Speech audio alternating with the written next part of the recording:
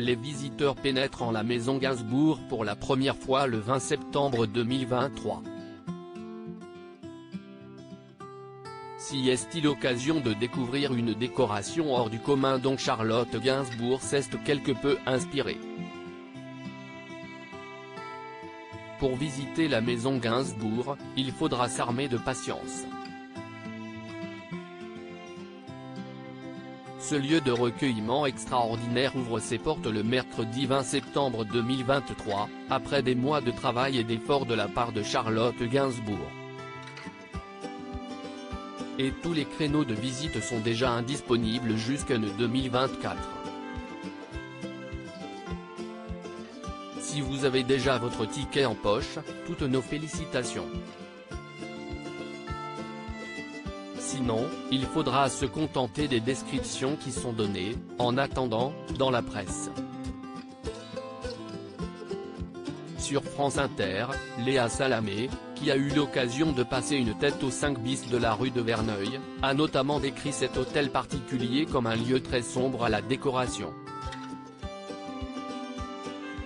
Inattendu. Rien n'a changé, dans la maison, depuis la mort de Serge Gainsbourg, survenue le 2 mars 1991 alors qu'il avait 62 ans.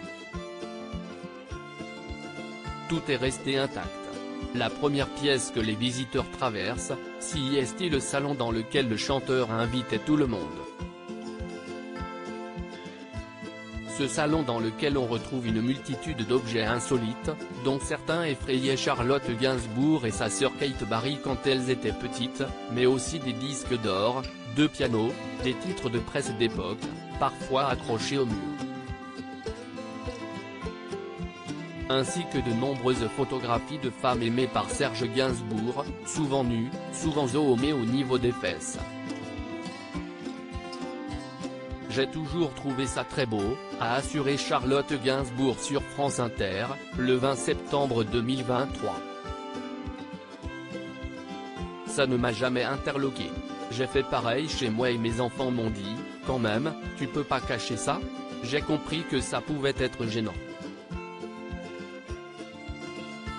Mais moi, toute mon enfance, c'était tout à fait normal. Si est dans cette ambiance que l'artiste de 52 ans a grandi. Jusqu'à ce que sa regrettée mère, Jane Birkin, ne quitte son père dans les années 1980, quand elle avait 9 ans.